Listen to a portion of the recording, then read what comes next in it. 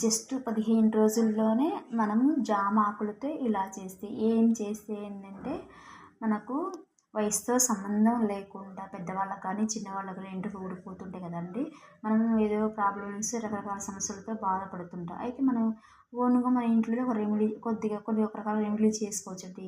అయితే మనకి ప్రతి ఒక్కళ్ళకి కూడా ఎంట్రుకలు ఊడిపోకుండా ఉండాలంటే కొల్లాజిన్ అనేది బలంగా ఉండాలంటే, ఆ కొల్లాజిన్ అనే ప్రోటీన్ హెల్తీగా ఉండాలన్నా ఈ కొల్లాజిన్ ఎక్కడ ఉంటుంది? మన యొక్క చర్మం లోపల భాగంలో కొల్లాజిన్ ఉంటుందండి.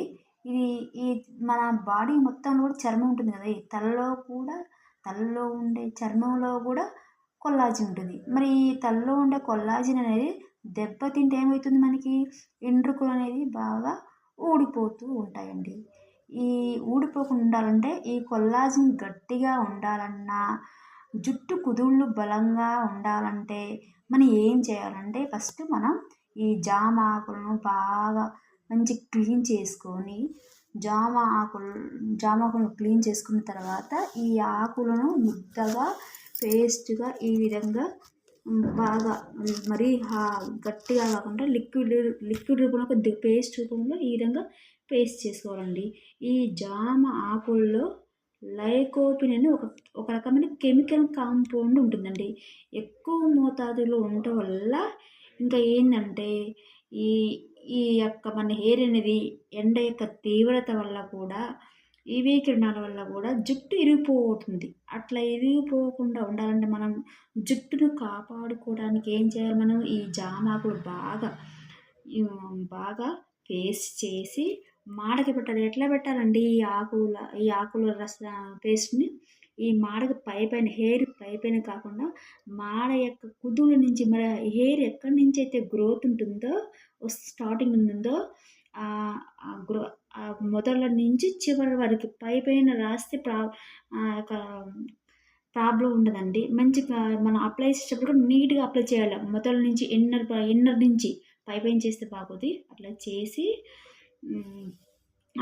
ఒక అర్ధగంట తర్వాత పెట్టుకోవడం వల్ల ఎంట్రుకలకు అర్ధగంట సేపు అట్లా పెట్టాలండి. పెట్టిన తర్వాత ఏం చేయాలి? తర్వాత ఆ యొక్క పేస్ట్ని క్లీన్ చేసుకోవాలి. ఈ మన యొక్క కుదుళ్ళు నుంచి వచ్చే పార్ట్ని కండి అది మెయిన్ పెట్టడం చాలా ఇంపార్టెంట్ అండి. ఇట్లా పెట్టడం వల్ల ఏంటంటే కొల్లాజిన్ అనే ప్రోటీన్ ఈ విధంగా కూడా జామ ఆకుల నుంచి మనకి అందుతుంది. మనం అనుకోవచ్చు మరి ఈ యొక్క కొల్లాజిన్ ప్రోటీన్ మనం తినే ఫుడ్లో కూడా ఉంటుంది కదా అంటారు. కొంతమంది కొన్ని రకాల ఫుడ్ ఐటమ్స్ తీసుకోవచ్చు. అట్లా తీసుకున్న బెస్ట్ రెమెడీ అండి. ఈ ఆకుల వల్ల కూడా ఈ విధంగా కూడా మనకి యూజ్ ఉందనేసి నేను తెలుసుకున్నా కాబట్టి, నేను ఓన్గా చేసింది కాబట్టి నేను చేయాలని కూడా చేస్తున్నాను ఇట్లా. తర్వాత ఇంకొక రెమెడీ ఏంటంటే ఇదే జామ ఆకులను మనం ఏం చేయాలి?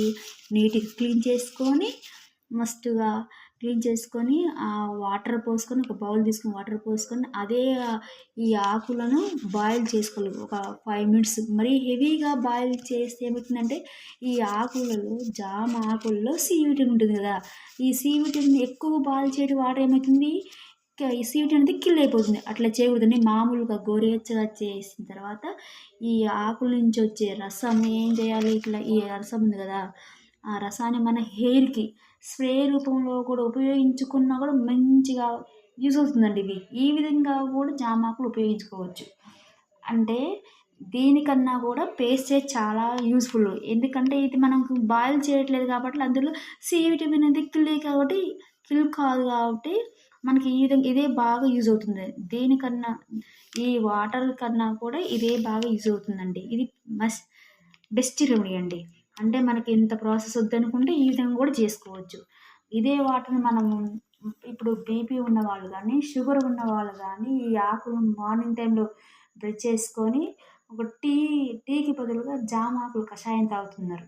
ఎట్లా ఒక 5-6 జామాకులు క్లీన్ చేసుకొని వాటి పొద్దున్నే మార్నింగ్ టైంలో తాగుతున్నారు.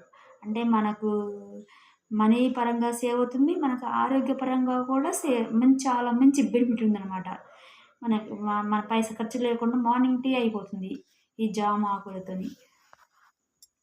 ఇంకా ఏందంటే, ఈ జామ పండ్లు అమ్మేవాళ్ళు ఉంటారు కదండీ! ఈ జామ పండ్లు నలిగిపోకుంటానికి ఈ ఆకులను మధ్య మధ్య భాగంలో పెట్టేసి అమ్ముతారండి. ఎందుకంటే అప్పుడే ఫ్రెష్ అనుకోవడానికి ఇంకా.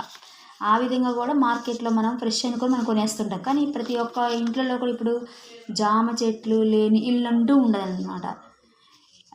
సిటీలో గానీ, పల్లెటూరులో గానీ. ఇంకా సిటీలో అయితే ప్రతి ఒక్కళ్ళు గార్డెనింగ్‌లో టబ్బులో చిన్న మొక్కలు పెంచుతారు. దీనివల్ల అంత ఉపయోగం ఉందనేసి అనమాట.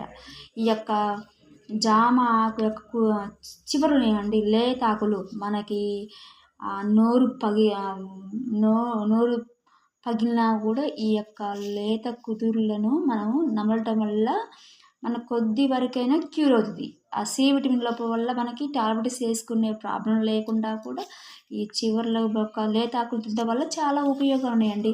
ఈ విధంగా మనకి నాకు నేను చేసిన రెమెడీ ఏంటంటే ఈ ఆకుతో నేను ఉపయోగించింది కాబట్టి హెయిర్‌కి ఉపయోగించింది కాబట్టి నేను తెలుసుకొని నేను చేసింది కాబట్టి నేను వీడియో చేయాలనుకోని చేస్తున్నానండి. ఎవరో చెప్పింది ఏమి కాదు ఇది.